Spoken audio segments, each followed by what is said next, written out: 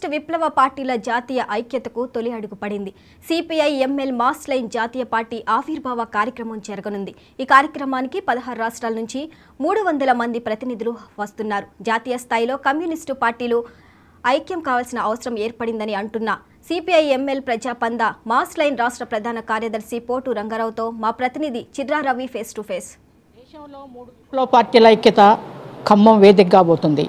ఇప్పటికే ఏదైతే CPML ప్రజాపంద mass line పార్టీగా ఏర్పడ్డాయి, ఈ నేపథ్యంలో 3, 4, 5 తేదీలలో మార్చి ఈ యొక్క ఐక్యత మహాసభని ఖమ్మంలో నిర్వహిస్తున్న సందర్భంలో ఇక్కడనే ప్రజాపంద మాస్ లైన్ రాష్ట్ర ప్రధాన కార్యదర్శి రంగారావు గారు ఉన్నారు. వారిని అడిగి మరిన్ని విషయాలు తెలుసుకుందాం.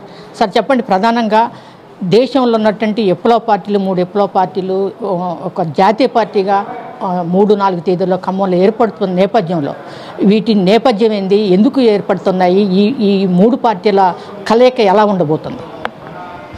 భారత కమ్యూనిస్ట్ ఉద్యమంలో అనేక సిద్ధాంత రాద్ధాంత వైరుధ్యాలు వచ్చి అనేక పార్టీలుగా ఏర్పడ్డాయి. ఈ వైఫల్యం అనేటువంటిది భారతదేశంలో బూర్జువా పార్టీలకు ఉపయోగం జరిగినాయి. భారత కమ్యూనిస్టు ఉద్యమం బలహీనపడింది. కానీ ఈ దేశంలో ఏ కమ్యూనిస్టు ఉద్యమం అయితే శ్రామిక వర్గాన్ని కర్షక వర్గాన్ని కూడగట్టి దేశంలో దోపిడీకి వ్యతిరేకమైనటువంటి విప్లవ పోరాటాన్ని కొనసాగించాలి, దానికి నష్టం జరిగింది. కానీ ఈ క్రమంలోనే సిద్ధాంత విషయాల్లో ఈ దేశ పరిస్థితులకు అనుగుణంగా ఎత్తుగడలు విధానం రూపొందించుకోవడంలో కమ్యూనిస్ట్ పార్టీలు ఫెయిల్ అయ్యి అతివాదానికో మితవాదానికో గురయ్యాయి. ఈ క్రమంలోనే CPML Prajapantha, CPML revolutionary initiative, PCC, CPML అనేటువంటి 3 పార్టీలు ఒక సుదీర్ఘమైనటువంటి చరిత్ర కలిగి అనేక ప్రాంతాల్లో దాదాపు 16 రాష్ట్రాల్లో పనిచేస్తున్నటువంటి పార్టీలు.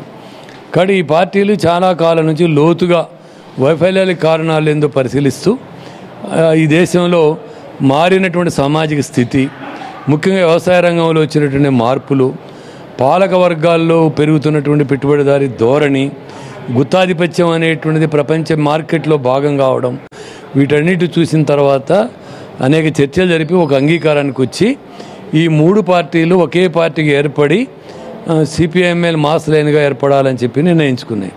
ఈ విధంగా 3 పార్టీలు ఒకటి కావడంతో పాటు ఈ దేశంలో ఆలోచించే కమ్యూనిస్టు విప్లవకారులందరినీ ఒక తాటి మీదకి తీసుకొచ్చి కృషి జరగాల.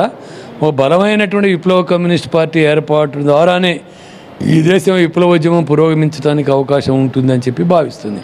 ఆ నేపథ్యంలోనే ఈ 3 పార్టీలు ఒకటై సిపిఐఎంఎల్ మాస్ లైన్గా ఏర్పడ్డాయి. దాని యూనిటీ మహాసభలు 2024 మార్చి 3, 4 తేదీల్లో ఖమ్మంలో జరుగుతున్నాయి. 3వ తేదీ నాడు బహిరంగ సభ ర్యాలీ జరుగుతుంది పెద్ద ఎత్తున. 4, 5 తేదీలో 16 రాష్ట్రాల నుంచి వచ్చేటువంటి 300 మంది ప్రతినిధులతోటి మహాసభ జరుగుతుంది. ఈ దేశంలో విప్లవ శక్తులన్నీ కూడా ఐక్యం కావాల్సిన అవసరం ఉందని చెప్పేసి ప్రజాపంద రాష్ట్ర ప్రధాన కార్యదర్శి రంగారావు గారు చెప్తున్నారు. కెమెరామెన్ సుధాకర్తో చిర్రా రవి, 99 టీవీ ఖమ్మం.